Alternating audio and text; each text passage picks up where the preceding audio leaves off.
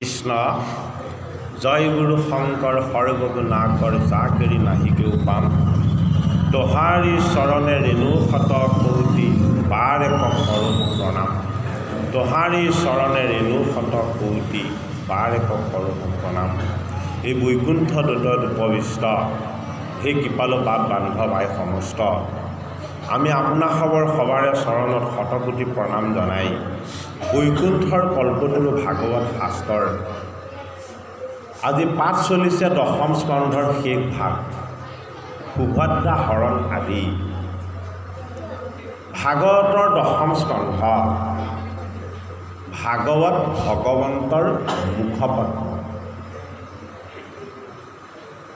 ভাগৱতৰ দ্বাদশটা স্কন্ধৰ ভিতৰত দশম স্কন্ধৰ কলেৱৰ আটাইতকৈ বিস্তৃত। ভাগৱত বৈকুণ্ঠৰ কল্পতৰু শাস্ত্ৰ আৰু এই শাস্ত্ৰ ভগৱন্ত প্ৰভু বৈকুণ্ঠপতি কৃষ্ণৰ বাক্যৰূপ। ভগৱন্ত প্ৰভুক যেতিয়া নাপাম বুলি উদ্ধৱ মহন্তই কান্দিলে ভকতবৎসল ভগৱান কৃষ্ণই উদ্ধৱক আশ্বাস দিলে যে হে উদ্ধৱ, মই যুগে যুগে অৱতাৰ লওঁ যেতিয়াই জগতত অধৰ্ম অন্যায় আৰু অনীতি হয়। মই এই দাপৰ যুগত অৱতাৰ ল'লোঁ মোৰ সত্য ধৰ্ম এই জগতত প্ৰতিষ্ঠা কৰিবৰ কাৰণে। মোৰ এতিয়া সময় আহিল, মোৰ শুদ্ধ নিবাস হ'ল বৈকুণ্ঠত। মই বৈকুণ্ঠৰ পৰা অৱতাৰ ধাৰণ কৰি এই মৰ্ত্যলৈ নামি আহিছিলোঁ আৰু এতিয়া মই আকৌ বৈকুণ্ঠপতি, মই বৈকুণ্ঠলৈ যাম। উদ্ধৱ মহন্তই ভগৱান কৃষ্ণৰ অৰুণ চৰণত ধৰি কান্দিবলৈ ধৰিলে। হে ভকতবৎসল ভগৱান কৃষ্ণ, আপুনি যদি মোক এৰি গুচি যায় মই এই মৰ্ত্যত কাক লৈ বাচি থাকিম? যিহেতু আপুনিয়েই মোৰ প্ৰাণ, আপুনিয়েই মোৰ হৃদয়, আপুনিয়ে মোৰ সমস্ত। ভাগৱতৰ একাদশ স্কন্ধত উদ্ধৱ মহন্ত ভকতবৎসল ভগৱান কৃষ্ণই তেওঁ যে বৈকুণ্ঠপতি বিৰাট ৰূপ, তেওঁ যে সমস্ত ভূতত সকলোতে যে তেওঁ নিবাস কৰি আছে, সেই তত্ত্বটোক বুজাই তেওঁ বোলে যে হে উদ্ধৱ, তুমি মোক নেপাম বুলি আৰু কান্দিব নালাগে। কলিৰ প্ৰজাই মোক পাবই। কিয় পাব? যিহেতু কলি যুগ আহি গৈছে। এই কলি যুগত মনুষ্য মন্দমতি হ'ব। মোৰ শুদ্ধ ধৰ্ম এই পৃথিৱীৰ পৰা নাইকিয়া হৈ পৃথিৱী পাপৰ বোজাৰে সৈতে ভৰি পৰিব। আৰু উদ্ধৱ মহন্তক হাঁহি হাঁহি কৃষ্ণই কৈছে, মই শতকোটি সূৰ্যৰ সমান উজ্জ্বল, মই জগতৰ ঈশ্বৰ কৃষ্ণ, মই তোমাৰ সন্মুখতে ভাগৱতত প্ৰৱেশ হৈ দিছোঁ। চোৱা, পুৰাণ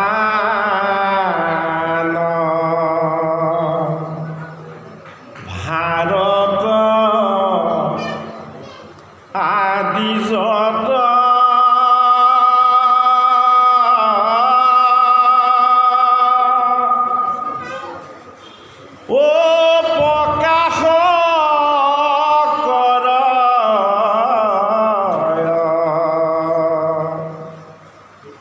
নানা মত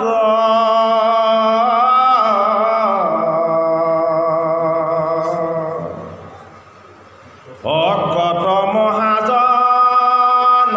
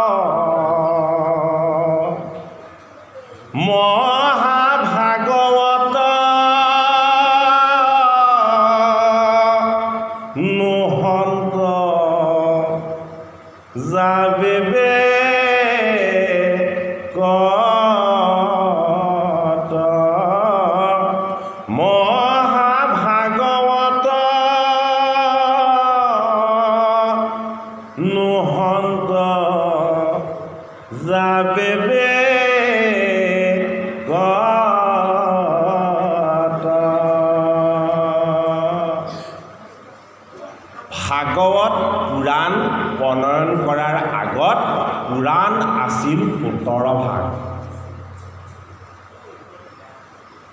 ভাৰত পুৰাণ আদিজত, আদি মানে আদি কাব্য ৰামায়ণ, ভাৰত মানে হ'ল পঞ্চম বেদ মহাভাৰত, আৰু সাধুৰ সংগত চৰ্চা হোৱা 17 পুৰাণ, এই সমস্তখিনিক মই একত্ৰ কৰি মই সূৰ্যৰ ৰূপ লৈ মই শতকোটি সূৰ্যৰ সমান হৈ ময়েই হ'লো বৈকুণ্ঠৰ কল্পতৰু ভাগৱত শাস্ত্ৰ। মোৰ এই কোটি সূৰ্যৰ সমান পবিত্ৰ উজ্জ্বল ভগৱন্তৰ সত্তাক তোমালোকে যদি কায় বাক্য আৰু মনেৰে যদি তোমালোকে অনুভৱ কৰা, হে উদ্ধৱ মহন্ত, মই বৈকুণ্ঠত থাকিও তোমালোকৰ হৃদয়ত বাস কৰিম। অনন্ত কোটি ব্ৰহ্মাণ্ডৰ ঈশ্বৰে শুদ্ধ কথাই উদ্ধৱ মহন্তক ক'লে। জগতৰ ঈশ্বৰ সাকাৰ হৈও নিৰাকাৰ, জগতৰ ঈশ্বৰ নিৰাকাৰ হৈও সাকাৰ।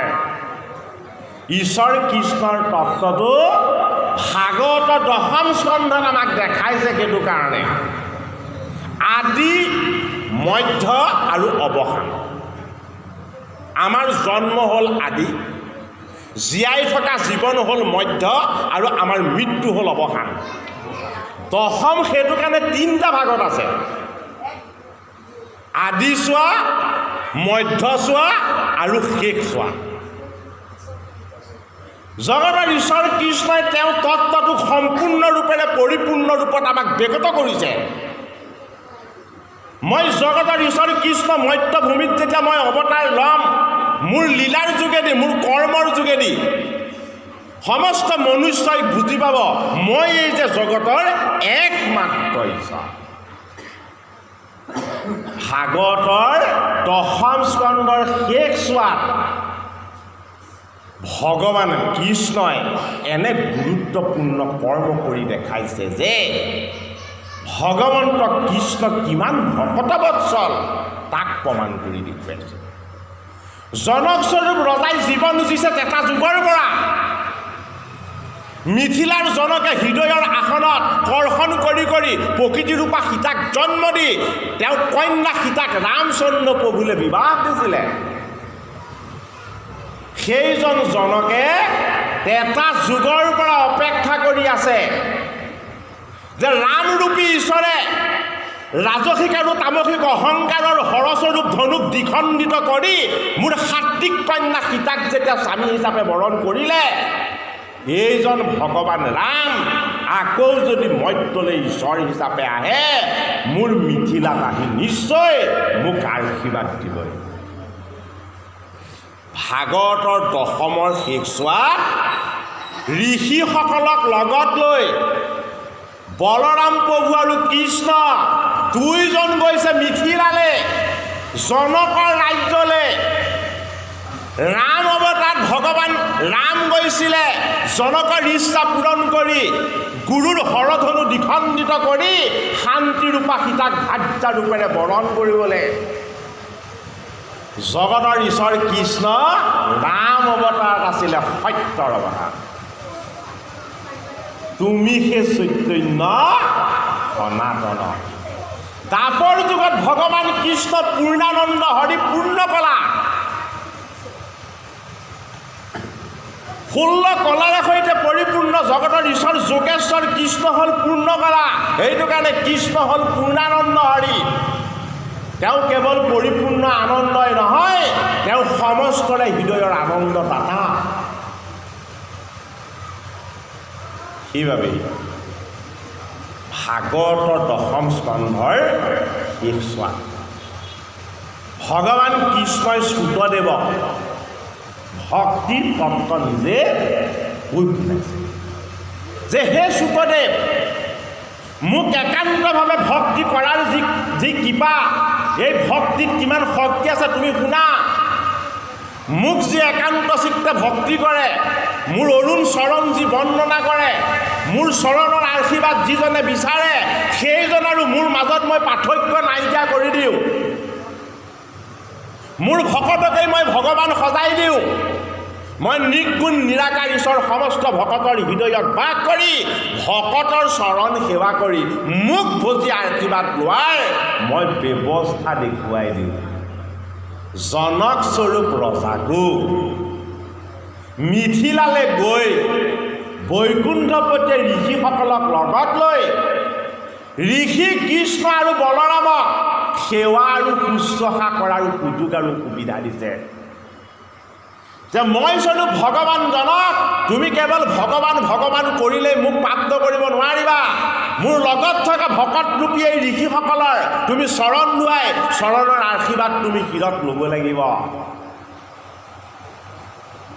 জগতৰ ঈশ্বৰ কৃষ্ণই দশম স্কন্ধত কৰা লীলাৰ কথা 7 দিন 7 ৰাতি ক'লেও শেষ নহ'ব। দশমৰ শেষ চোৱা ভক্তিৰ নিৰ্বাণ প্ৰাপ্তিৰ ব্যৱস্থা। সুভদ্ৰাক হৰণ কৰাইছে কৃষ্ণই। নিজৰ ভগ্নী সুভদ্ৰাক কৃষ্ণই কি কৰিছে? হৰণ কৰাইছে অৰ্জুনৰ হতুৱাই। কিয়? দশমত কৃষ্ণৰ লীলা জন্ম কৰ্ম, দশম স্কন্ধত কৃষ্ণৰ ভগ্নী সুভদ্ৰাক ভাগৱতৰ দশম স্কন্ধৰ শেষ চোৱা জগতৰ ঈশ্বৰ কৃষ্ণই তেওঁ বান্ধৱ অৰ্জুনৰ হতুৱাই হৰণ কৰি দেখাইছে। কিয়? জগতৰ ঈশ্বৰ কৃষ্ণ গোসাঁই কি? নিৰ্গুণ তত্ত্ব।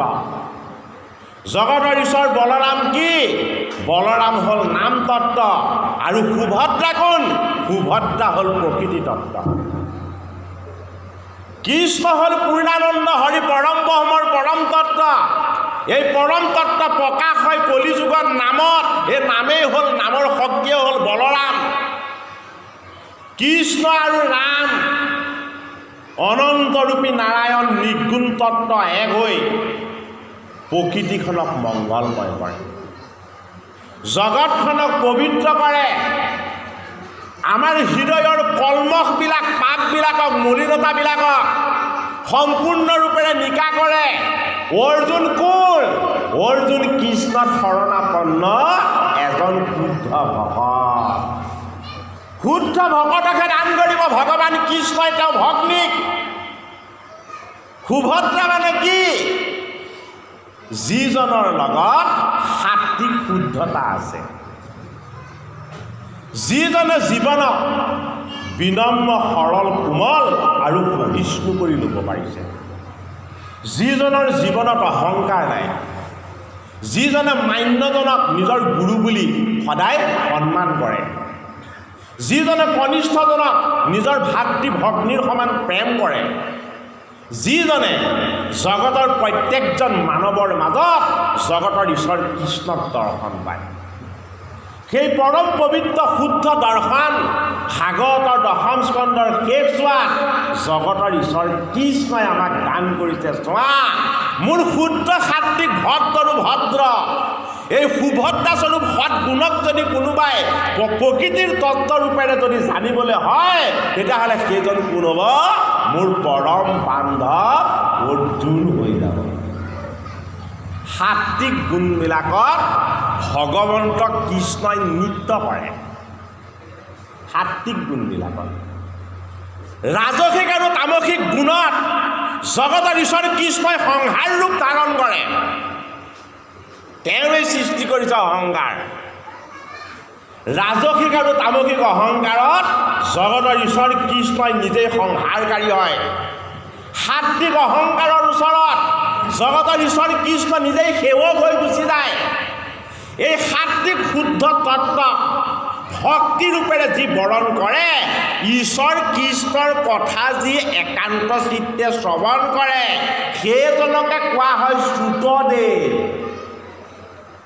শ্ৰুত মানে শুনা, দেৱ মানে দৈবিক গুণ। ভগৱন্ত কৃষ্ণৰ পৰম পবিত্ৰ কথা আপুনি আৰু মই শুনিব নোৱাৰোঁ। কিয় নোৱাৰোঁ? আমি জন্মসূত্ৰে মৎস্যগন্ধা। মায়া আৰু মোহৰ বন্ধনেৰে সৈতে আমি দুৰ্গন্ধবিলাককে লৈ আছোঁ। আমাৰ কাম আছে, ক্ৰোধ আছে, অহংকাৰ আছে, ভয় আছে, তৃষ্ণা আছে। এই বেয়া বস্তুবিলাকেৰে সৈতে আমাৰ দেহৰ আত্মাৰ যি পদ্মময় পবিত্ৰ সুগন্ধি, এইবিলাকক আমি কেঁচা মাছ দুৰ্গন্ধৰে সৈতে ঢাকি ৰাখোঁ। জগতৰ ঈশ্বৰ কৃষ্ণ কি? ও পদ্ম সম নাভিজাৰ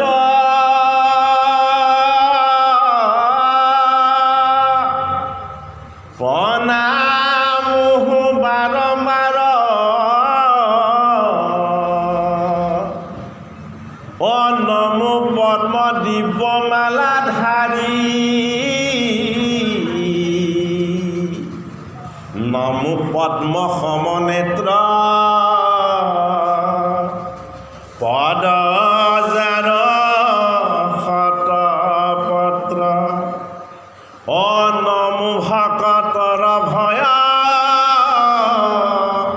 হাৰি নমো ভকতৰ ভয় হাৰি। জীৱবিলাকে জন্ম হওঁতে মৎস্যগন্ধাৰ নিচিনা দুৰ্গন্ধ বস্তুবিলাক লৈ আহে। জন্মৰ পাছতে ভয়ানককৈ দেখা দিয়ে কি ভয়।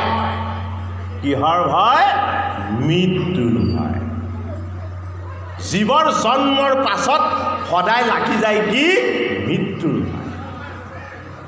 ভগৱন্ত কৃষ্ণই কৈছে, মোক যেতিয়ালৈকে নেজানিবা তেতিয়ালৈকে সদায় ভীতিগ্ৰস্তই হৈ থাকিবা। সমস্ত ভয় ভীতিৰ পৰা মুক্ত কৰি দিব পৰা ভগৱান কেৱল মই। মোক যদি কোনোবাই উপাসনা কৰিছে, মোক যদি স্তুতি কৰিছে, মোক যদি বন্দনা কৰিছে, মই সেইজনক কিমান কৃপা কৰোঁ যে পৰীক্ষিত স্বৰূপ ভকতে ঋষিৰ অভিশাপ ৰূপী মৃত্যু হাঁহি হাঁহি স্বাগতম জনায়। মৃত্যুলে কিমান ভয়? মৃত্যুলে আটাইতকৈ বেছিকৈ ভয় কৰা জনাৰ নামটো কি? সেইজন কৃষ্ণৰ মোমায়েক, নামটো কংস। যি মৃত্যুক বেছি ভয় কৰে সেইজনে কংস। জগতৰ ঈশ্বৰ কৃষ্ণই জন্ম হোৱাৰ আগত ভীতিগ্ৰস্ত ভয় আনিছে। কালে? মোমায়েক কংসলে। দশমৰ শেষ চোৱা জানিবলৈ আদি চোৱাৰ অলপ কথা জানিব লাগিব। যিহেতু দশম কৃষ্ণৰ জন্ম কৰ্ম লীলাৰ এক পৰিপূৰ্ণ। কংসই কিয় ভয় খাইছিলে? কংসই কিয় ভয় খাইছিলে? কংসই জীৱনটোত কেৱল বেয়া কামকে কৰি গৈছিলে। কি কৰিলে? পিতৃয়ে কৈছে তই অন্যায় অধৰ্ম নকৰিবি। মোৰ নাম হ'ল উগ্ৰসেন, মোৰ লগত ধৰ্মৰ উগ্ৰতা আছে, মই অধৰ্ম আৰু অন্যায় কেতিয়াও সহ্য নকৰোঁ। এই মথুৰা স্বৰূপ তীৰ্থত মই ন্যায় নীতি আৰু সদাচাৰেৰে মই মোৰ ৰাজ্য চলাব বিচাৰোঁ। কংসই কৈছে তোমাৰ কথা ইয়াত নচলিব। বোলে কিয় নচলিব? মোৰ মনত যি ইচ্ছা যায় মই তাকে কৰিম। মনৰ ইচ্ছাৰে যি মন যায় তাকে কৰাটোকে কোৱা হয় কংসৰাই। মনৰ ইচ্ছাৰে যিমান পাৰে বেয়া কাম কৰি কৰি গৈ আছিলে। ইমানখিনি বেয়া কামৰ মাজতো কংসই এটা ভাল কাম কৰিলে মাত্ৰ। কি ভাল কাম কৰিলে? বসুদেৱ নামৰ এজন অতি সৎ ভকতক তেওঁ ভগ্নী দৈৱকীক বিবাহ দি দিলে। পিতৃ উগ্ৰসেনক বন্দী কৰি থৈছে কাৰাগাৰত। তুমি ওলাব নোৱাৰিবা মই জীয়াই থকালৈকে। তুমি পোতাশালতেই বন্দিত্ব গ্ৰহণ কৰি তুমি মৃত্যুক বৰণ কৰিব লাগিব। উগ্ৰসেনেও আশা ত্যাগ কৰিলে যে এই কংসৰাই জীয়াই থকালৈকে মই আৰু বন্দী হৈয়ে থাকিব লাগিব। হৃদয়েৰে সৈতে ভগৱান বিষ্ণুক স্তুতি কৰিলে। যদি মই ধৰ্মক বৰণ কৰাৰ কাৰণে তুমি মোক অধৰ্মৰ কাৰাগাৰত যদি নিৰ্বাহ কৰাইছা তেতিয়াহ'লে মই তাকো বৰণ কৰিবলৈ সাজু আছোঁ। হে জগতৰ ঈশ্বৰ, মোৰ যদি বন্দিত্ব তোমাৰ দান, এই দানক মই হাঁহি হাঁহি স্বীকাৰ কৰিছোঁ। তাৰ পাছতে কংসই কি কৰিলে? ডাঙৰ ভুলটো কৰি পেলালে। বসুদেৱ আৰু দৈৱকীৰ বিবাহ কৰাই দিলে। বসুদেৱে আদি সত্য যুগত দিব্য 12,000 বছৰ তপস্যা কৰিছিলে যোগেশ্বৰ কৃষ্ণক। মাতৃ দৈৱকীয়ে পিঞ্চি ৰূপেৰে দিব্য 12,000 বছৰ তপস্যা কৰি থৈছে জগতৰ ঈশ্বৰ কৃষ্ণক। তেওঁলোকৰ আত্মাত ঈশ্বৰ সাধনাৰ সেই সত্তা তেতিয়াৰ পৰাই বিৰাজমান হৈ আছে। এই কথা ভগৱান বিষ্ণুৱে জানে, কংসৰায়ে নাজানে। বসুদেৱ মানে কি? দশমৰ বসুদেৱ এজন ব্যক্তি নহয়। দশমৰ বসুদেৱ জগতৰ ঈশ্বৰ যোগেশ্বৰ কৃষ্ণৰ পিতৃপুৰুষ।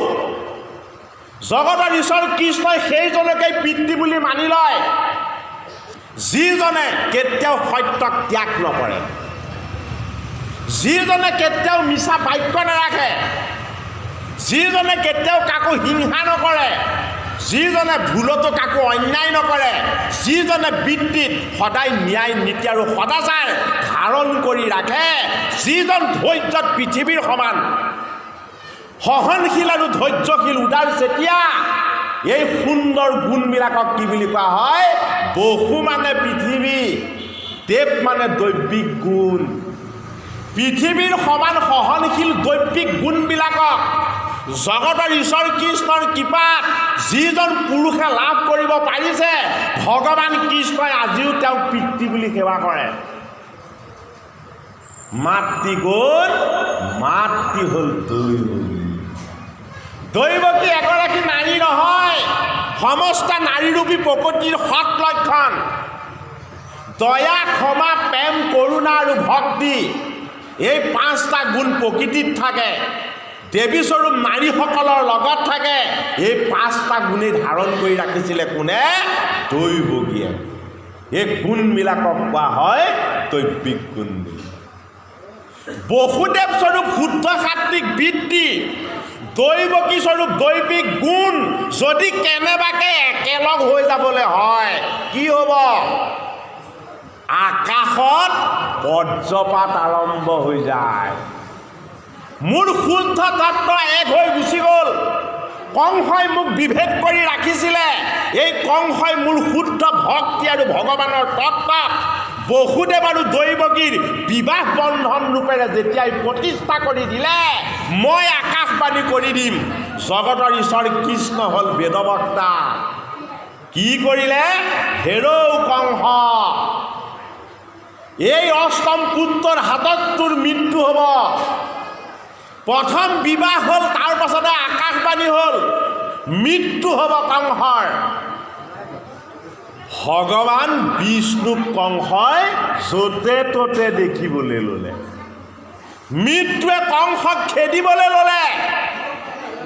এই মৃত্যুৰূপী ভয়ত কংস ছটফটাই থাকি কংসৰ বেয়া গুণবিলাকে ৰাক্ষস আৰু ৰাক্ষসীৰ ৰূপ ল'লে। কি ৰূপ ল'লে? কংসক মৰিবলৈ নালাগে, কংসক জীয়াই থাকিবলৈ লাগে। এই জীয়াই থকাৰ তৃষ্ণাটোৰ নাম হ'ল পুতনা। আমি জীৱন পালে জীৱনক এৰিব নোখোজোঁ।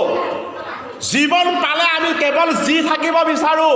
তাৰ প্ৰমাণ হ'ল মহাভাৰতৰ ভীষ্ম। শান্তনুস্বৰূপ পিতৃয়ে ইচ্ছা মৃত্যুৰ বৰ দিয়াৰ কাৰণে 500 বছৰ জীয়াই আছে। ভগৱান কৃষ্ণক দৰ্শন পোৱাৰ পাছতো তেওঁ মৰিব জনা নাই, মৃত্যুক বৰণ কৰিব জনা নাই। এই ভ্ৰমৰূপী জীৱন তৃষ্ণা ভাগৱতৰ 10ম স্কন্ধৰ কৃষ্ণৰ তত্ত্বই আমাক বুজাইছে, জনাইছে আৰু শিকাইছে। দৈৱকী নন্দনক তুমি ভক্তি কৰি তুমি যিমান দিন জীয়াই থাকিবা, সেয়াই তোমাৰ সম্পূৰ্ণ আয়ু। বেয়া কাম কৰি, আনক হিংসা কৰি, আনৰ অন্যায় কৰি, এই জগতখনক অপবিত্ৰ কৰি আমি 100 বছৰ জীয়াই থাকি কি লাভ আছে?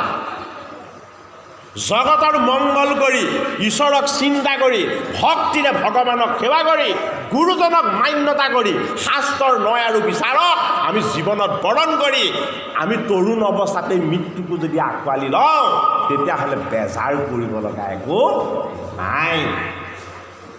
দশমৰ কৃষ্ণৰ তত্ত্ব ইমান গভীৰ যে কংসৰ পৰাই উৎপত্তি হ'ল প্ৰাণৰ তৃষ্ণা। কংসক মৰিবলৈ নালাগে, যি থাকিবলৈ লাগে। আকাশবাণীকো তেওঁ নস্যাৎ কৰিব বিচাৰিছে। এই জীয়াই থকাৰ তৃষ্ণাটোৰ নাম কি? পুতনা। জীৱন পালে জীয়াই থাকিবলৈকে বিচৰাৰ যিটো তৃষ্ণা, এই তৃষ্ণাটো প্ৰকৃতি ধৰ্মী গুণ আৰু ই এগৰাকী প্ৰকাণ্ড ৰাক্ষসী। পুতনাই কাক বধ কৰে? পুতনাৰ বৈশিষ্ট্য বেলেগ। কি কৰি দেখাইছে? পুতনাই সদায় শিশুৰ পাণ লয়। এই শিশুটো কি বস্তু? সমস্ত শিশু জগতৰ ঈশ্বৰ কৃষ্ণ। শিশু আৰু কৃষ্ণৰ মাজত একো পাৰ্থক্য নাই। শিশুক সেইটো কাৰণে দেৱ শিশু বুলি কোৱা। শিশুৱে কিমান দিন জীয়াই থাকিম সেইটো চিন্তা কৰিব নাজানে, কেতিয়া মৃত্যু হ'ব সেইটোও নাজানে। পুতনাই কি কৰিছে? মই জীয়াই থাকিব লাগিব। কংসৰ পৰা উৎপত্তি হৈছে এইটো। হে ৰামৰ অধীন ৰাক্ষসী পুতনা, তুমি যদি কেনেবাকৈ কংসক বধ কৰিব পাৰা এই মথুৰাৰ আধা ৰাজ্য মই তোমাক দান দিম। পুতনাৰ লগত চৰ্ত ৰাখিছে কংসই, মথুৰাৰ আধা ৰাজ্য মই তোমাক দান দিম, তুমি কৃষ্ণক বধ কৰি আহা। আৰু পুতনাই কি কৰিলে? পতংগ হৈ কৃষ্ণক নেজানিলে আৰু নুবুজিলে। সমস্ত শিশুবিলাকৰ প্ৰাণ লোৱাৰ দৰে কৃষ্ণস্বৰূপ ভগৱানেও সেইদিনা কপট নিদ্ৰাত শুই আছে।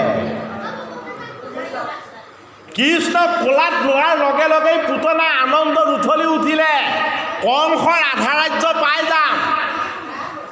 এফালে পাণৰ তৃষ্ণা, সিফালে ৰাজ্যৰ তৃষ্ণা। এই তৃষ্ণাবিলাক লাগি লাগি কি হ'ল? পৰ্বতৰ সমান আকাৰ হৈ গুচি গ'ল।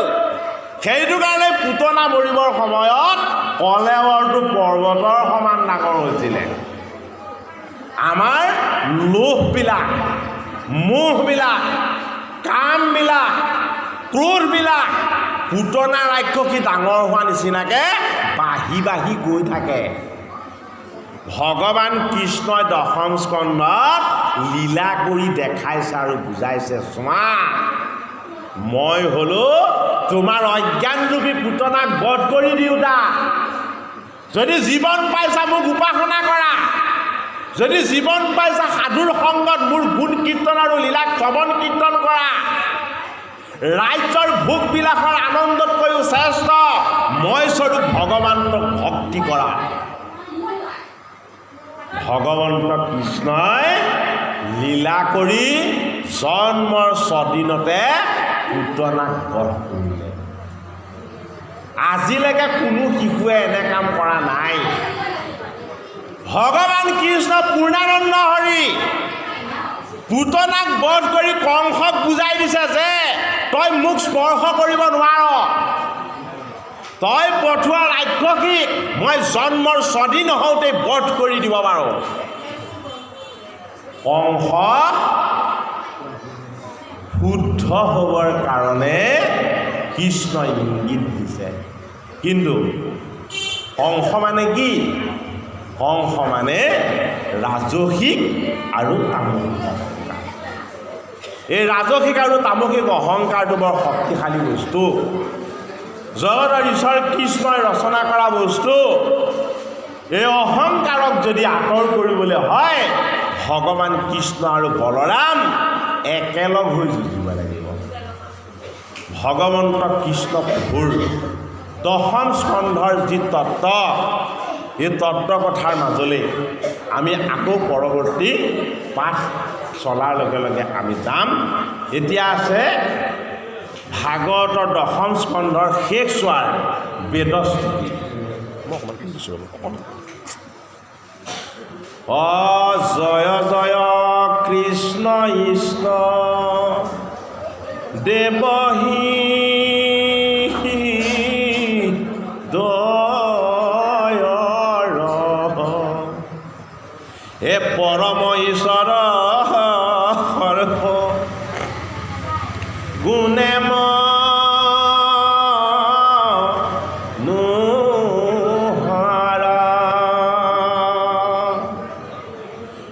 জগত নিস্তাৰ কৰে যাৰ নাম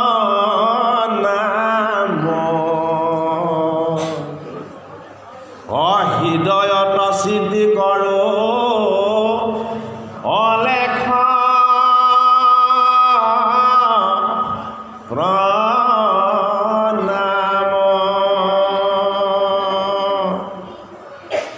যাৰ দয়া বলে খুৰা পৰ্বত চৰাৱে মুখেৰাও নাহি যাৰ সিও কবি হোৱে হে ৰাম হেনয় পৰমানন্দ বন্ধু মাধৱক কৃপা কৰি বাপ কৃষ্ণ মই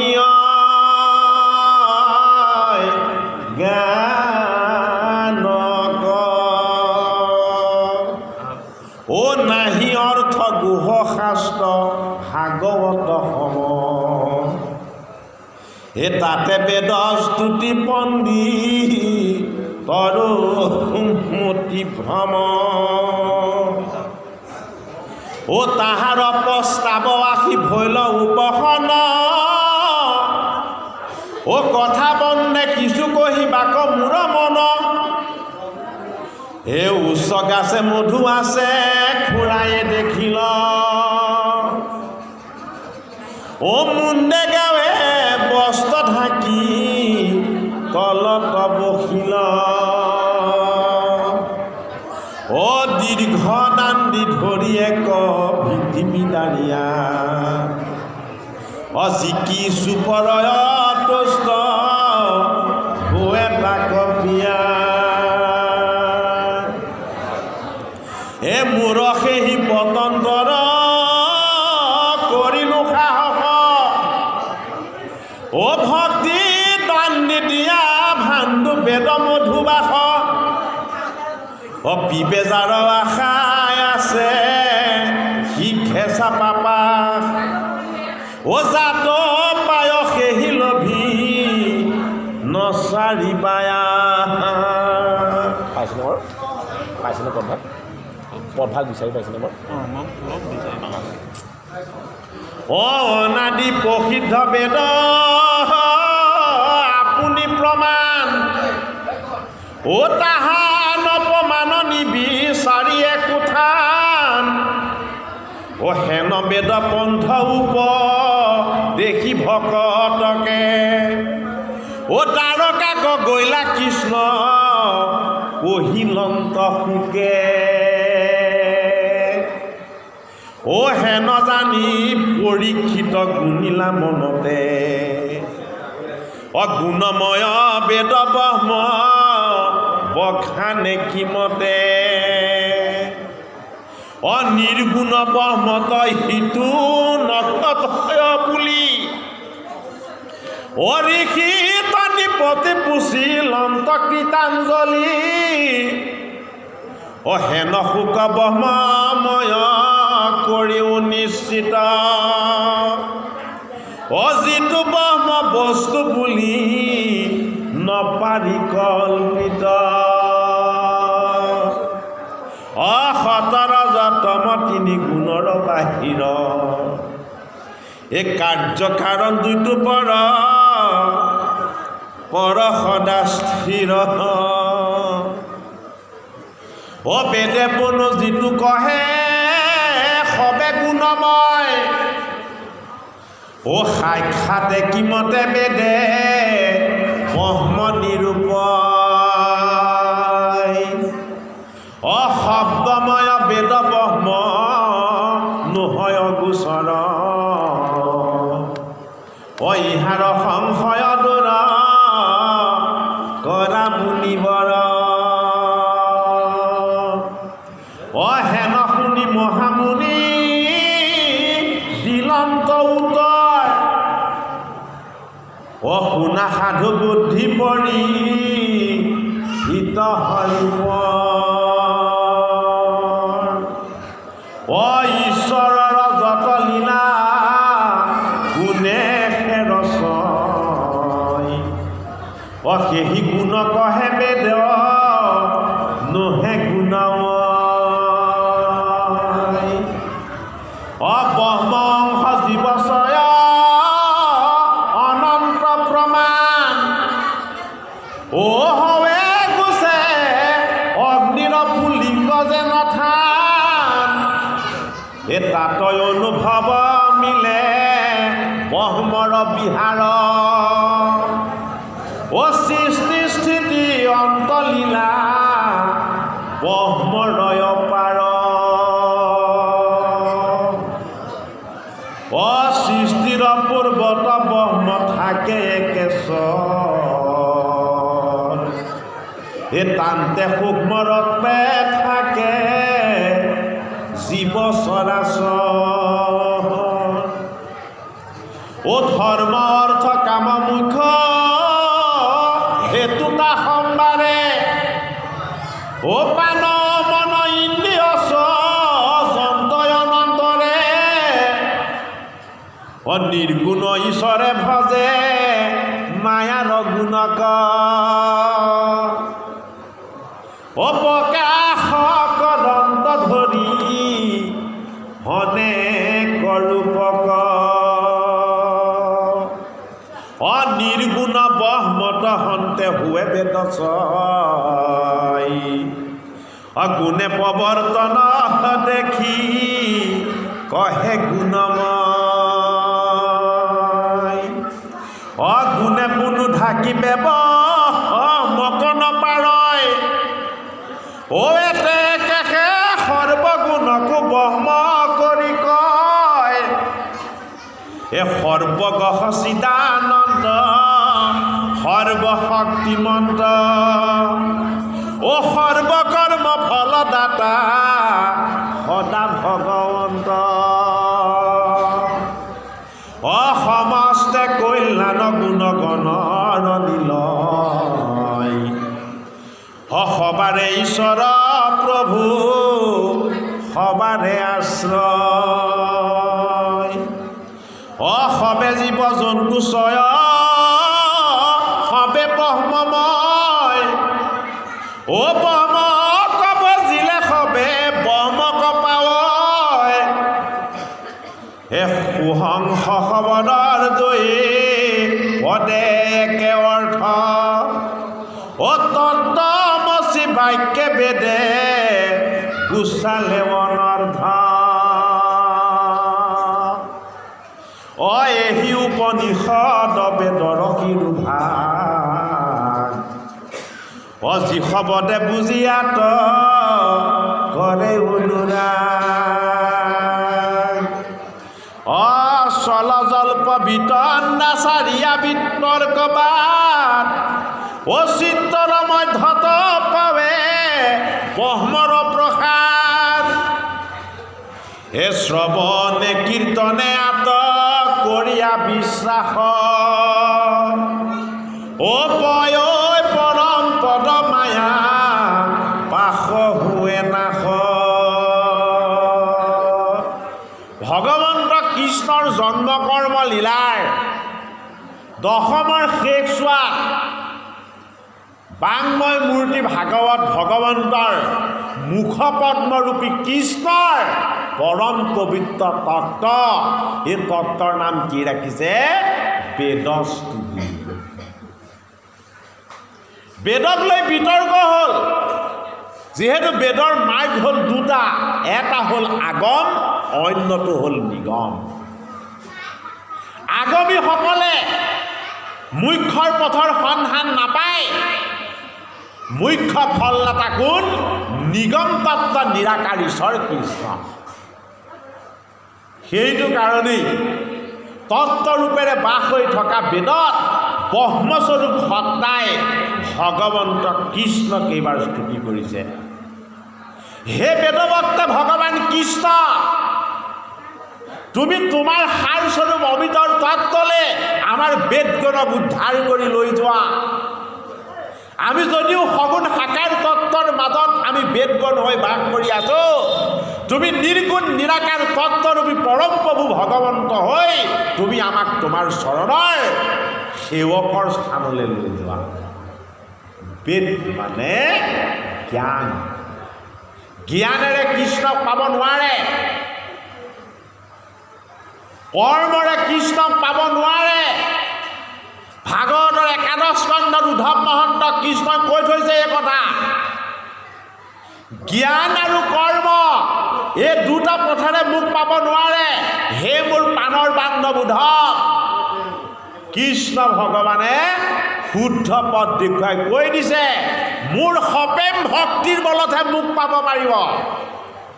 শুদ্ধ চিত্তে সাধুৰ সংগত মোৰ পৰম পবিত্ৰ গুণ যশ লীলা এইবিলাকক যদি শ্ৰৱণ কীৰ্তন কৰে, তেতিয়াহে মোৰ আশীৰ্বাদ লাভ কৰিব।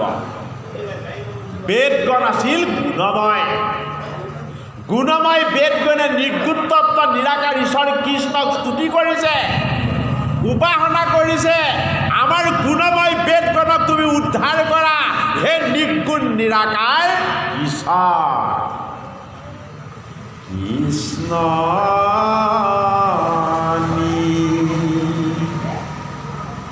গদতি অৰ্জুনত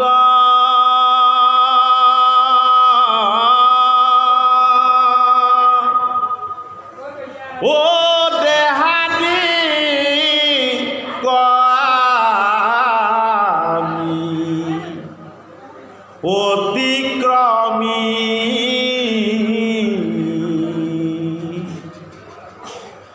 অহুয়াৱা সুধা বমতু কৰিও তম অহয়াৱা সুধা বমতু কৰিও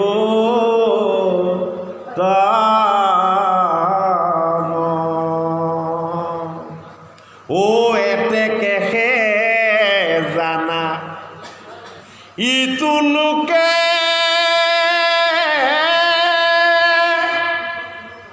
ও বেদত প্ৰখ্যাত ভূয়াও আছে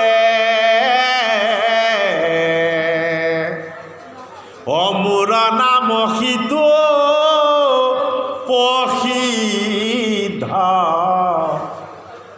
পুৰুষ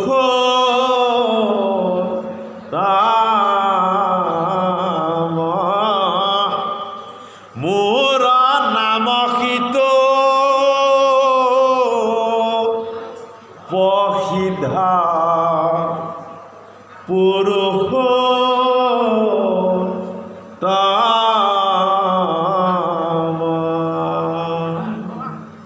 জগতৰ ঈশ্বৰ কৃষ্ণই অৰ্জুনক কৈ দিছে, মোৰ বেদৰ মন্ত্ৰস্বৰূপ আগম মাৰ্গক লৈ তুমি আৰু কোনো যুক্তি তৰ্ক কৰিবৰ প্ৰয়োজন নাই।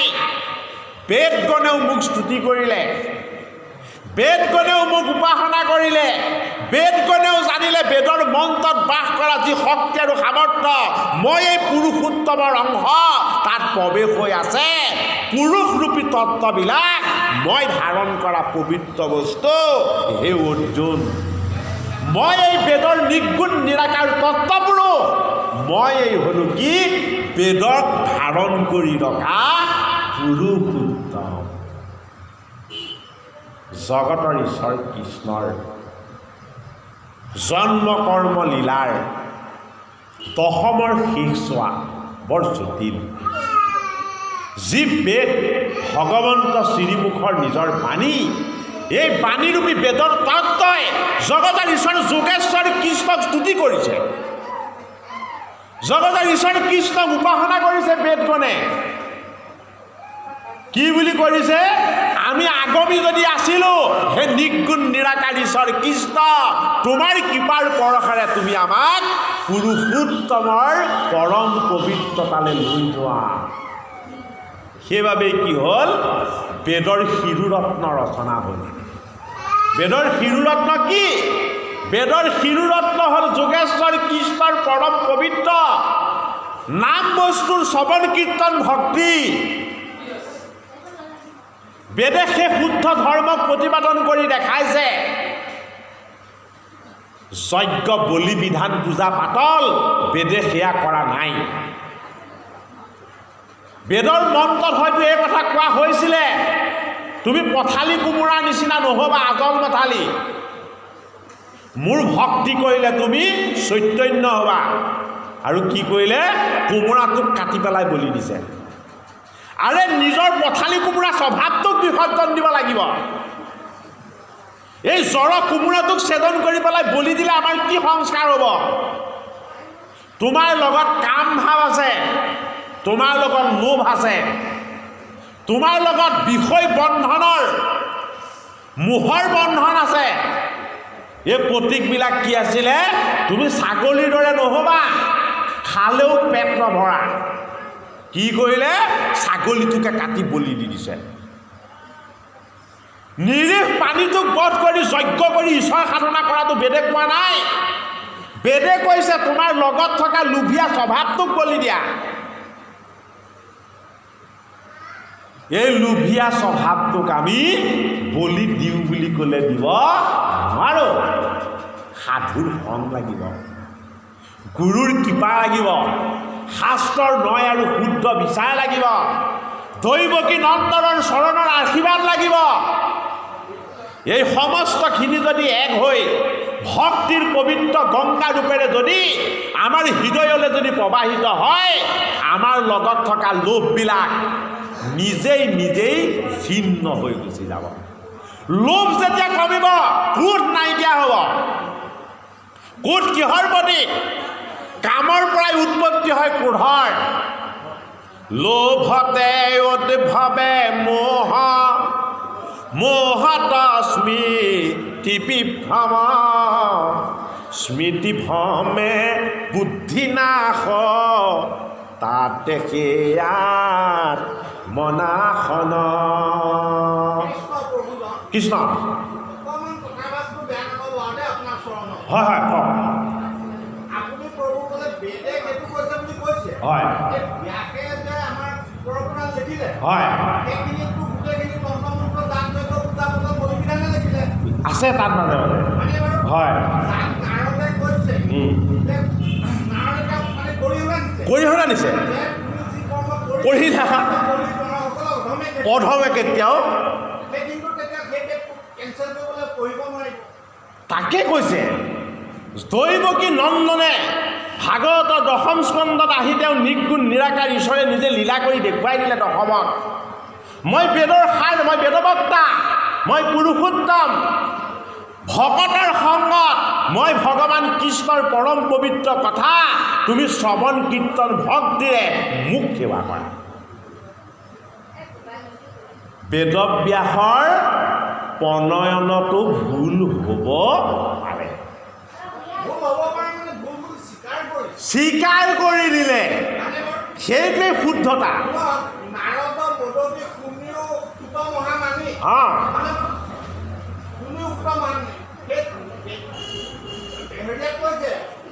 হ'ল বেদৰ সাৰ। আৰু আমাৰ যিটো ধৰ্ম, এই ধৰ্ম কিন্তু বেদে প্ৰতিপাদন কৰা ধৰ্ম। আমাৰ যি ধৰ্ম, এই ধৰ্ম বেদে প্ৰতিপাদন কৰা ধৰ্ম। যে ভগৱন্তৰ ভক্তিৰ সময় অনুসৰি যি ধাৰা, সময়ৰ লগত ধৰ্মৰ ধাৰা মিলিব লাগিব। যে কলি হ'ল নাম ধৰ্মৰ যুগ। সময়ৰ লগত ধাৰা মিলাই আমাৰ শংকৰ গুৰুজনে কৈ থৈ গৈছে। কৈ থৈ গৈছে কি ধৰ্ম শুদ্ধ মত অথবা নয় অথবা বিচাৰ আমি আনক দেখুৱাবৰ কাৰণে নহয়, আমি আন্তৰিকতাৰে আমাৰ গুৰুজনাই কৈছে যে মিনতি সেই কথাকেই দশমৰ শেষছোৱাত বেদস্তুতি আকাৰে ভগৱন্ত কৃষ্ণই আমাক জনাইছে যে মই বেদবক্তা, ময়ে পৰম পুৰুষ, ময়ে পুৰুষ আৰু প্ৰকৃতিৰ ময়ে হ'লোঁ একমাত্ৰ নিয়ন্ত্ৰক, মই মোৰ বাণীবিলাকত থকা তেওঁৰ বেদ। ভগৱন্ত কৃষ্ণৰ বাণী ভুল নহয়, বাণীবিলাকক বুজাত ভুল কৰিলে। লোভটোক ত্যাগ কৰিবলৈ গ'লে ছাগলীটোক বলি দি দিলে। যে তোমাৰ হিংসু স্বভাৱটো, গুৰু গোসাঁই নমনা স্বভাৱটো তুমি ত্যাগ কৰিবা। কি কৰিলে? মোহটোক বলি দি দিছে।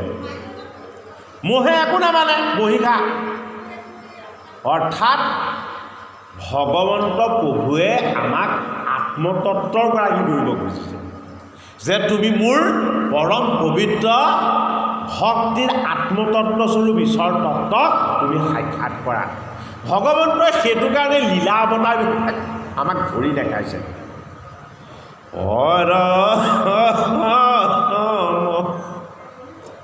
দুৰ্বোধ আত্মতত্ত্ব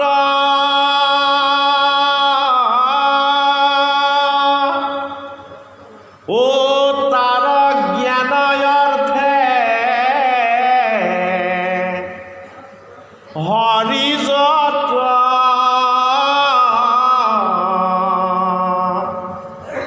ও লীলা অৱতাৰ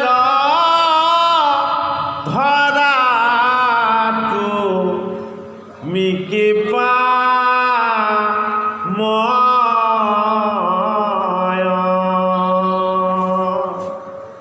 ও তাহান চৰিত্ৰ সুধা সিন্ধু ও তাতে ক্ৰিয়া কৰি দীনবন্ধু ও চাৰি পুৰুষাৰ্থ তিনৰ সমক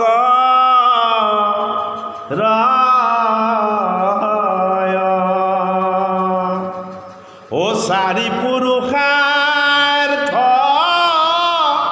তিনৰ সমগ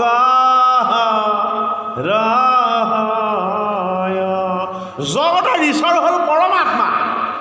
পৰমাত্মাৰ পৰম পুৰুষৰ তত্ত্বটোক জানিবলৈ আমি আত্মতত্ত্বৰ অধিকাৰী হ'ব লাগিব। যিহেতু আমি ফল ফুল ফুলাবৰ কাৰণে বীজটো ৰোপণ কৰিব লাগেনে নালাগে? এই বীজটোৱে হ'ল আত্মতত্ত্ব। আত্মতত্ত্বৰ যদি আমি সাক্ষাৎ নহওঁ, পৰম পুৰুষৰ পৰম তত্ত্বক আমি জানিব নোৱাৰিম। বেদে কৈছে আত্মতত্ত্বটো কি? বোলে পৰমা দুৰ্বুদ্ধ, সাধাৰণ দুৰ্বুদ্ধ নহয়, পৰম মানে এবছলুট, যে ইয়াতকৈ জটিল আৰু একো নাই। সেইটো কাৰণে ভগৱন্তই কি কৰিলে? যে মই অৱতাৰ লৈ মোৰ আত্মতত্ত্বটোক মই লীলা কৰি দেখুৱাম। মই যেতিয়া লীলা কৰি দেখুৱাম, মোৰ আত্মতত্ত্বৰ পবিত্ৰতা মই নিজে ক্ৰীড়া কৰিম। ক্ৰীড়া মানে খেল আৰু আনন্দ। মোৰ আত্মতত্ত্বৰ পবিত্ৰতাত মই অৱতাৰ লৈ মই নিজে ক্ৰীড়া কৰিম। সেইটো কাৰণে ভগৱন্ত কৃষ্ণই যি ক্ৰীড়া কৰে, দশমৰ সেই ক্ৰীড়াক কি বুলি কোৱা হৈছে? ৰাস ক্ৰীড়া। ৰ'ব, ভগৱন্ত কৃষ্ণই যি ক্ৰিয়া কৰে সেই ক্ৰিয়াক কোৱা হৈছে ৰাস ক্ৰিয়া। ৰসৰ সাৰ। ভগৱন্ত কৃষ্ণ কি? অমৃত। অমৃতময় ৰসৰ সাৰত যি নৃত্য কৰে সেইজন যোগেশ্বৰ কৃষ্ণ, পৰম আনন্দ ৰসময়। ঈশ্বৰ কৃষ্ণই পৰম দুৰ্বুদ্ধ আত্মতত্ত্বটো তেওঁ নিজে পূৰ্ণ কলা হৈ আমাক কৰি দেখুৱালেহি দশমত।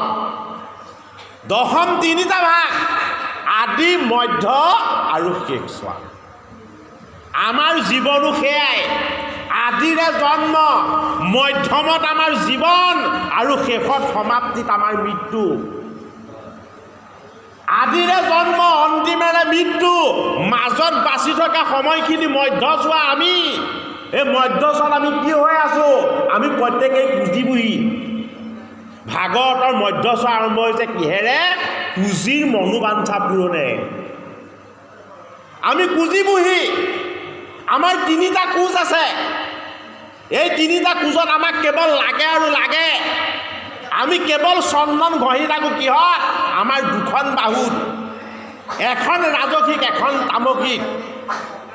এই ৰাজসিক আৰু তামসিক ভোগ বিলাসক আমি কেৱল বৰণ কৰি কৰি আমি কংসৰাই গাতে ঘঁহি আছোঁ আমাৰ সাত্বিক ভগৱন্ত কৃষ্ণৰ আনন্দময় চন্দন। সেইটো কাৰণে ভাগৱতৰ মধ্যছোৱাত কিহে আৰম্ভ কৰিছে? পুঁজিৰ মনোস্কামনা পূৰণেৰে ভাগৱতৰ মধ্যছোৱা আৰম্ভ কৰিছে। আমি প্ৰত্যেকেই মধ্যম। জগতৰ ঈশ্বৰ কৃষ্ণই অৰ্জুনক কৈছে যে হে অৰ্জুন, মই হলো পাণ্ডৱসকলৰ মাজত মধ্যম পাণ্ডৱ। মই অৰ্জুন মানে আত্মতত্ত্ব। আত্মতত্ত্বটো দুৰ্বোধ্য বস্তু। মোৰ আত্মতত্ত্বটোক মোৰ অৰ্জুন স্বৰূপী সখাই সুধিব। অৰ্জুন হ'ল জীৱাত্মা, মই পৰমাত্মা ৰূপী কৃষ্ণই মোৰ পৰম তত্ত্ব মই যেতিয়া কম, মই তেতিয়া এই নিৰ্গুণ নিৰাকাৰ ঈশ্বৰ কৃষ্ণ বাণীৰূপী গীতা হৈ গুচি যাম। জগতৰ ঈশ্বৰ কৃষ্ণৰ ভক্তিৰ গভীৰ তত্ত্বৰ ৰহস্য, পুঁজিৰ তিনিটা কোচ, তাৰ পাছত অসুৰৰ মনোবাঞ্ছা পূৰণ, আৰু তাৰ পাছত আছে কি? কুন্তীৰ খবৰ ল'বলৈ অসুৰক পঠাব। ভাগৱতৰ মধ্যস্বৰ তত্ত্ব এয়া। শেষ চোৱাত দিছে বেদস্তুতি, জনকৰ মনোস্কামনা পূৰ্ণ, সুভদ্ৰা হৰণ ইত্যাদিবিলাক। এইবিলাক সকলোবিলাক তত্ত্বগত প্ৰতীকধৰ্মী ব্যৱস্থা। ভাগৱতৰ আদিছোৱাত কি কৰিছে? ভাগৱতৰ দশমৰ আদিছোৱাত জগতৰ ঈশ্বৰ কৃষ্ণই অসুৰবিলাকক বধ কৰিছে। আমাৰ ভিতৰত থকা অসুৰবিলাক যদি বধ নহয়, কৃষ্ণই ৰাসক্ৰিয়া নকৰিব আমাৰ হৃদয়ত। বাহিৰত বিচাৰি থকা কংসজনে আমাক অনিষ্ট নকৰে। ৰাজসিক আৰু তামসিক অহংকাৰ হৈ আমাৰ দুবাহুত বহি আছে কংস। জীৱন পালে আমি এৰিবলৈ নিবিচাৰোঁ। আমাৰ প্ৰাণত বাস কৰি আছে পুতনা, কেৱল জীয়াই থকাৰ তৃষ্ণা। সংসাৰৰ মায়া আৰু মোহৰ বন্ধনে আমাক আৱৰি আছে। এই মায়া আৰু মোহৰ বন্ধনটোৰ নাম হ'ল চক্ৰবাদ। এই চক্ৰবাদ ৰূপী অসুৰে আমাক সদায় বধিবলৈ চাই আছে। আমি জীৱনত কেৱল পাপেই কৰি আছোঁ নাজানো। পাপ কৰি কৰি আমি পাপ ৰূপী অজগৰ ৰূপ লৈছোঁ।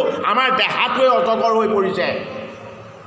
এই পাপ ৰূপী অজগৰৰ পৰা আত্মাৰূপী কৃষ্ণৰ নিৰ্গুণ ভক্তিয়ে আমাক মুক্ত কৰিব। এইবিলাক তত্ত্বগত অসুৰক জগতৰ ঈশ্বৰ যোগেশ্বৰ কৃষ্ণই দশম স্কন্ধৰ আদিছোৱাতেই এইখিনি তেওঁ কৰি দেখাইছে আৰু আমাক বুজাইছে। সেই কৃপাল ভাৱ সমস্ত আই সমস্ত আমি আমাৰ ভাগৱতৰ পাঠ পৰ্যালোচনা নিপেন শইকীয়া ইউটিউব চেনেলত আমি ক্ৰমশঃ দি আহিছোঁ। আপোনালোকৰ আজি ইয়াত যি পাঠ পৰ্যালোচনা হৈছে আমাৰ চেনেলত আপোনালোকে পাব। আমি প্ৰথম ভাগী পাঠ পৰ্যালোচনাৰ আপোনাসৱৰ চৰণত সেৱা জনাই ইমানতে সামৰণি সেৱা কৰিছোঁ। কৃষ্ণ।